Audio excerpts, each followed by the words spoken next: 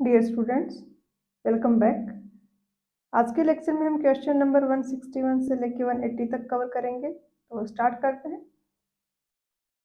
Question 161 में पूछा है कि सोयल के जो वर्ड्स हैं उनमें एयर या वाटर क्या होगा तो कंप्रेशन है वो क्विकली होगा, रैपिडली होगा। तो अगर एयर है तो जैसे ही हम कंप्रेसिव फोर्सेस लगाते हैं, सोयल है वो उनके जो वर्ड्स हैं उनकी एयर है वो इजीली रिमूव हो जाती है। लेकिन अगर वाटर से फिल्ड सोयल के वर्ड्स हैं तो उस केस में वाटर को मूव होने के लिए टाइम लगता है, क्योंकि वहाँ पर परमेबिलिटी का कितना बड़ा फैक्टर आ जाता है। अगर फाइन ग्रेन सोइल है तो परमेबिलिटी काफ़ी कम होगी और काफ़ी स्लो प्रोसेस होगा वाटर को रिमूव करने का। तो रैपिडली रिमूव होगा अगर एयर फिल की हुई है वहाँ पर। और ये होता है कॉम्पेक्शन में। कंसोलिडेशन में इसका उल्टा होता है, उसमें वाटर फिल होता है और वाटर रिमूव होता है। इसलिए कॉम्पेक्शन है वो क्विक प्रोसेस है और कंसोलिडेशन है वो काफ़ी स्लो प्रोसेस है, स्पेसिफिकली अगर फाइन ग्रेन सॉइल्स है तो यहाँ पर ऑप्शन ए आंसर हो जाएगा। क्वेश्चन 162 में दिया है कि क्ले की कंप्रेसिबिलिटी है वो किस कारण होती है। तो क्ले में जो वॉल्यूम रिडक्शन होता है वो वाटर का रिमूवल का जो होता है, एक्सपल्जन जो होता है उसके कारण भी होता है। और जो हाइग्रोस्कोपिक वाटर है उसको डबल लेयर वाटर बोला जाता है, तो उसका एक्सपल्जन जो हो रहा है उसके कारण सोइल कंप्रेस होगी। उसके अलावा पार्टिकल्स हैं वो स्लिप होकर न्यू पोजिशन में आते हैं जहाँ पर डेंसिटी वो ग्रेटर होगी। और पार्टिकल्स हैं उनमें बॉन्डिंग होती है इलास्टिक शीट्स के जैसे। तो सारे ऑप्शंस करेक्ट है, यहाँ पर आंसर होगा ऑप्शन डी। क्वेश्चन 163 में दिया है कि वो प्रेशर जो कि बिल्डअप होता है पोर वाटर में अगर लोड में इंक्रीमेंट कर रहे हैं तो उसको क्या कहते हैं। तो उसको एक्सेस पोर प्रेशर भी बोलते हैं, एक्सेस हाइड्रोस्टेटिक प्रेशर या हाइड्रोडायनेमिक प्रेशर, तीनों इसी के नाम हैं। आंसर ऑप्शन डी होगा। सोइल है उसमें कुछ वॉइड्स भी हैं और कुछ सॉलिड पार्टिकल्स हैं।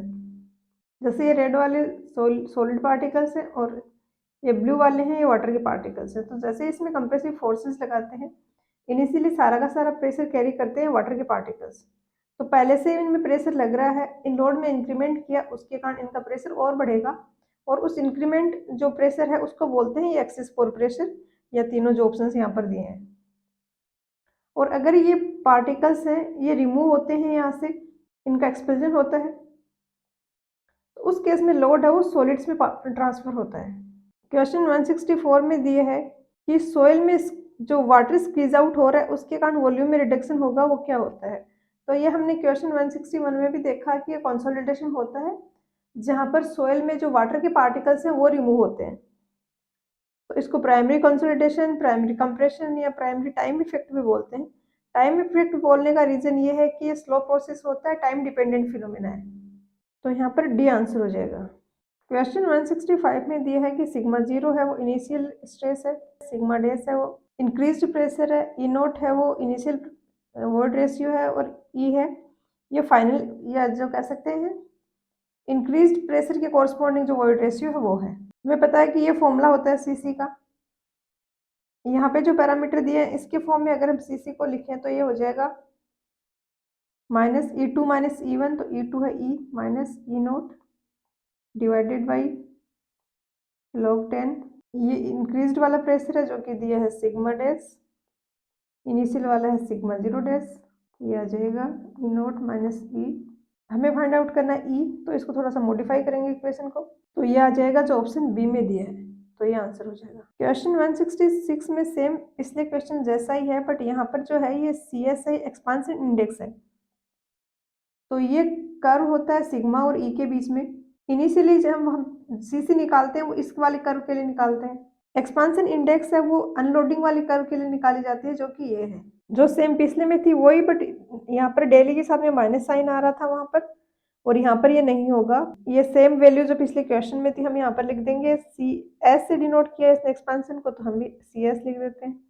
यहाँ पर आ जाएगा फाइनल वर्ड रेशियो जो कि होगा E minus E naught divided by log 10 sigma dash upon sigma naught, और ई इक्वल आ जाएगा। तो ये फाइनल इक्वेशन बनेगी जो कि यहाँ पर दी गई है ऑप्शन सी में, तो ये आंसर हो जाएगा।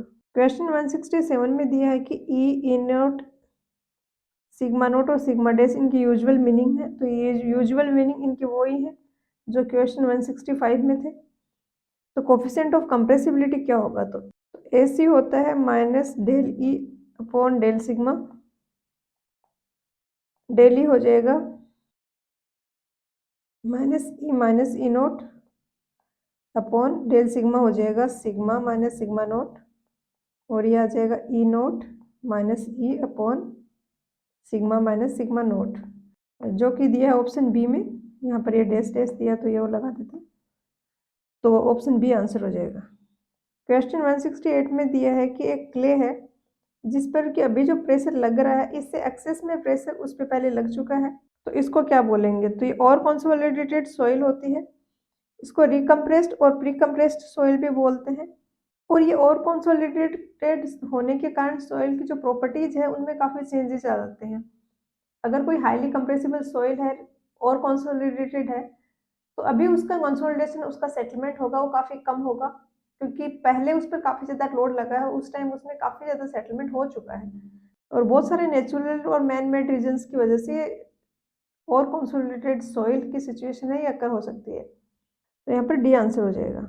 क्वेश्चन 169 में दिए है कि सॉइल है जो कि फुली कंसोलिडेटेड नहीं है, उस पर जो एग्जिस्टिंग और बर्डन प्रेशर लग रहा है उसके कारण, लोडिंग के कारण कुछ कंसोलिडेशन सेटलमेंट होना है, उसमें बट वो प्रोसेस अभी कंप्लीट नहीं हुआ है, ये टाइम टेकिंग प्रोसेस है। जब तक उसका सेटलमेंट स्टेबल नहीं हो जाता, उस प्रोसेस के ड्यूरेशन में अगर हम बात करें तो उसको हम क्या बोलते हैं? तो ये अंडर कंसोलिडेटेड सॉइल होती है।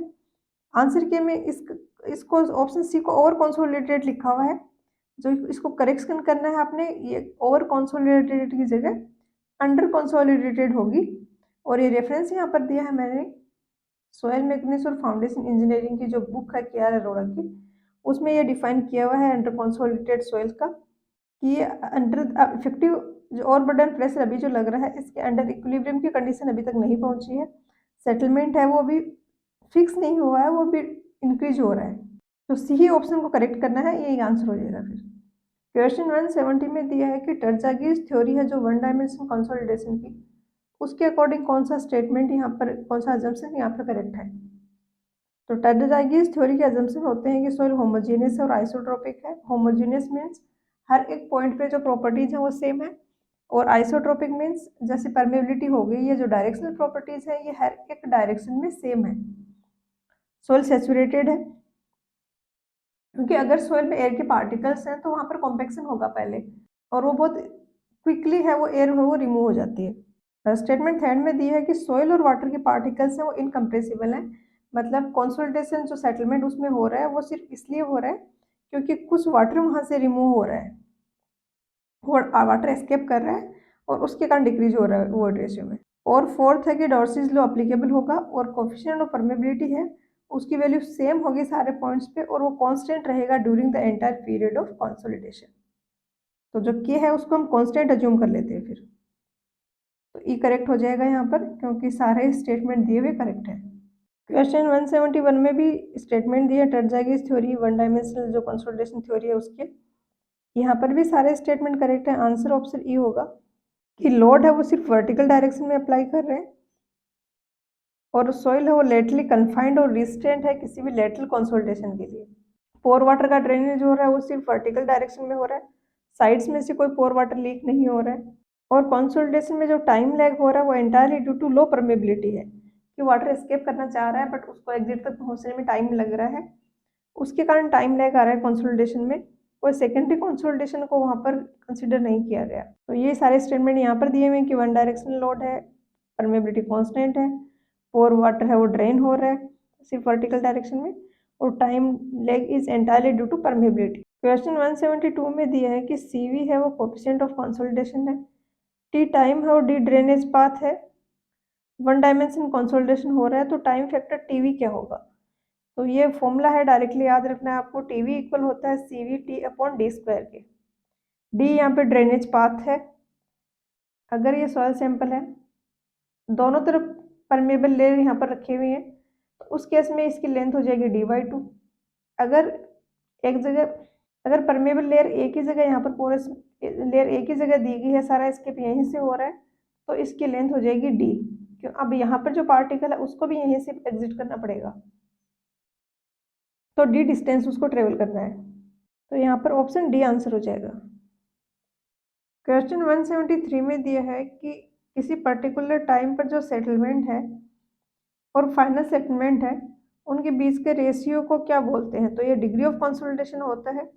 तो ऑप्शन बी आंसर हो जाएगा। क्वेश्चन 174 में दिया है कि करेक्ट स्टेटमेंट कौन सा है। तो दिए गए स्टेटमेंट में से कोई भी करेक्ट नहीं है, आपको एक करेक्शन करना है। ऑप्शन डी में जो डिक्रीज दिया है उसको इंक्रीज करना है। उसके बाद में ऑप्शन डी है वो करेक्ट स्टेटमेंट होगा। इसमें दिया है कि स्ट्रेस को अगर डिक्रीज करेंगे तो void ratio, coefficient of permeability और वॉल्यूम चेंज है वो डिक्रीज होगा। तो ये डी स्टेटमेंट यहाँ पर करेक्ट हो जाएगा।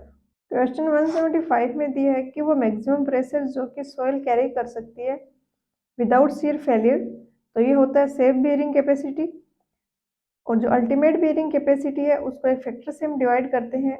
ये फाउंडेशंस के लिए इसकी रेंज होती है 2 से 5 तक, और इसे डिवाइड करके जो कैपेसिटी आती है वो सेफ बियरिंग कैपेसिटी होती है। तो ऑप्शन ए आंसर हो जाएगा। क्वेश्चन 176 में दिया है कि वो मैक्सिमम नेट प्रेशर इंटेंसिटी जो कि शियर फेलियर करा दे सोइल में, तो वो क्या होगी।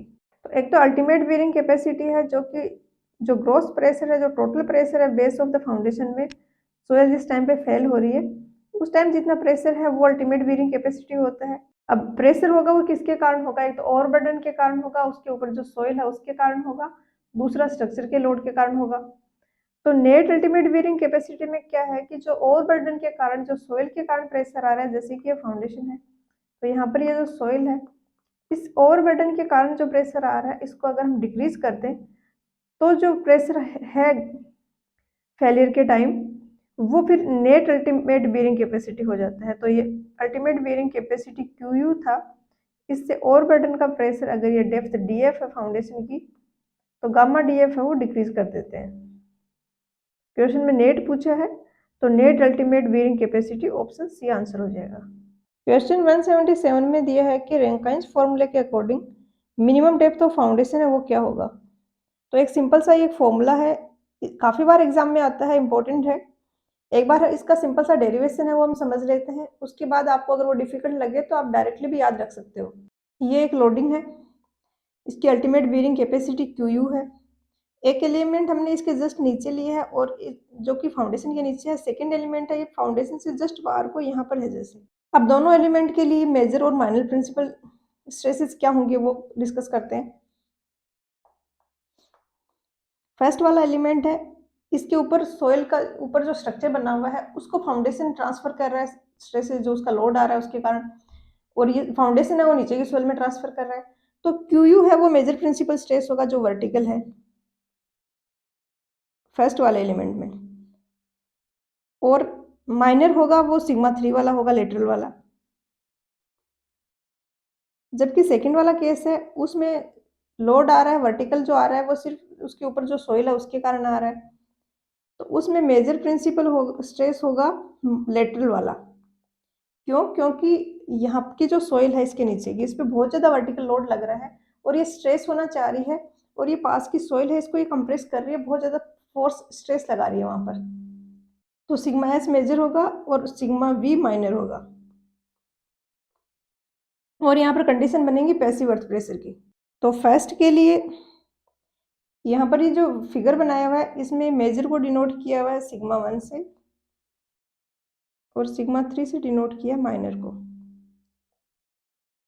तो फर्स्ट एलिमेंट के लिए हम इक्वेशन लिखेंगे तो पहले वर्टिकल वाला लिखेंगे, ये इक्वल है क्यू यू के, जो कि स्ट्रक्चर फेल हो रहा है उस टाइम जो वर्टिकल स्ट्रेस है वो क्यू यू है, और जब स्ट्रक्चर फेल हो रहा है तो फर्स्ट वाला एलिमेंट और सेकंड वाला एलिमेंट है इनके लेटरल स्ट्रेस सेम होंगे, क्योंकि फर्स्ट वाला एलिमेंट तभी फेल हो पाएगा जब सेकंड वाला एलिमेंट फेल हो रहा है, और होमोजेनियस सॉइल है तो हर जगह स्ट्रेंथ तो सेम है। और न्यूटन्स लॉ के अकॉर्डिंग भी आप समझ सकते हो कि दोनों एलिमेंट एडजेसेंट है, तो एक दूसरे पे जो लेटरल प्रेशर लगा रहे हैं वो सेम और अपोजिट डायरेक्शन का होगा। तो सिग्मा 1 यहाँ पर क्यू यू हो गया, सिग्मा 3 माइनर वाला हो जाएगा Q U 1 minus sine 5 upon 1 plus sine 5। Second वाले केस है, इसके लिए सिग्मा वी हो जाएगा gamma D F, passive pressure की कंडीशन बन रही है तो कोफिशिएंट होगा वो हो जाएगा 1 plus sine 5 upon 1 minus sine 5 into gamma D F, और फेलियर की कंडीशन पे ये दोनों होंगे, ये सेम होंगे, तो इसको इक्वेट कर देते हैं क्यू यू 1 माइनस साइन 5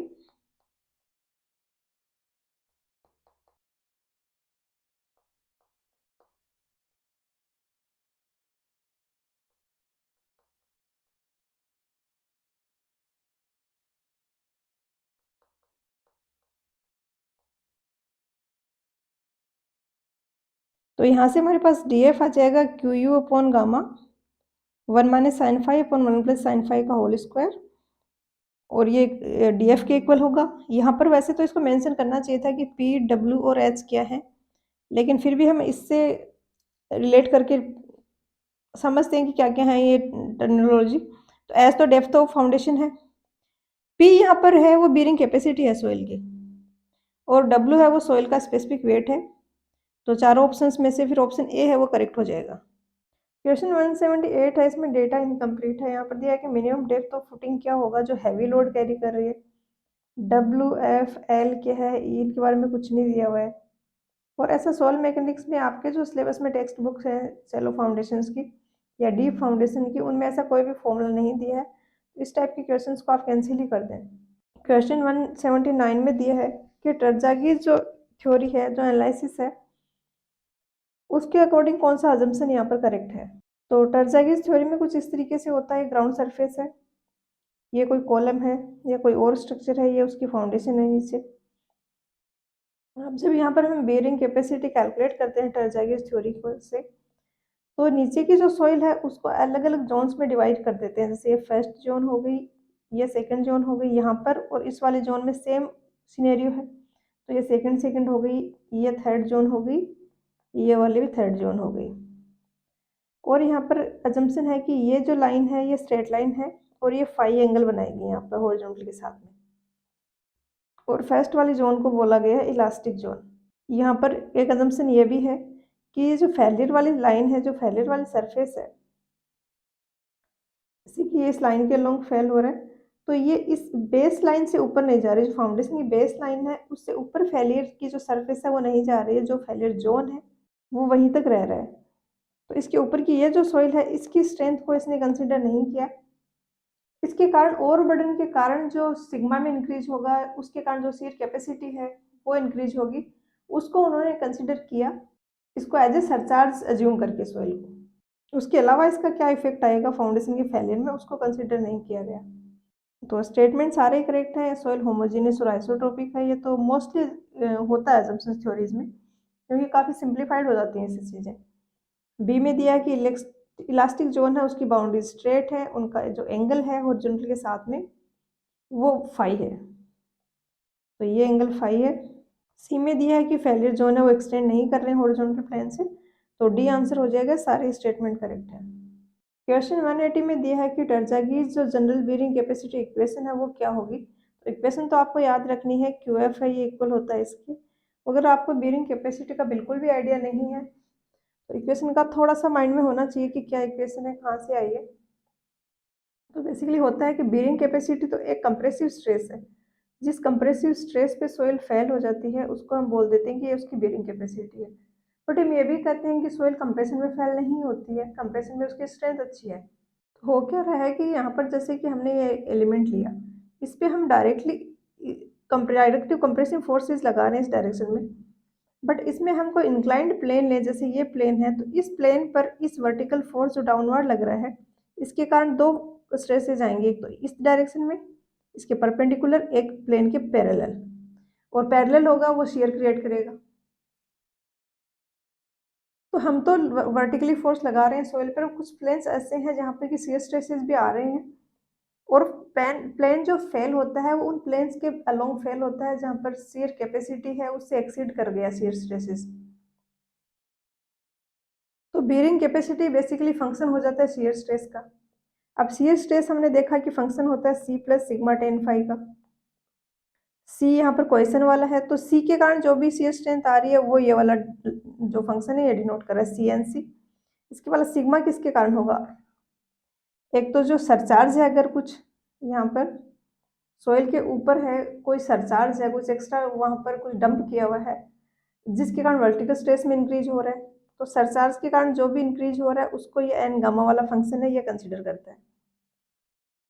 उसके अलावा सॉइल का सेल्फ वेट है, उसके कारण भी नॉर्मल स्ट्रेसेज आएंगे, और नॉर्मल स्ट्रेसेज सिग्मा आएगा तो उसके कारण शियर स्ट्रेंथ आएगी।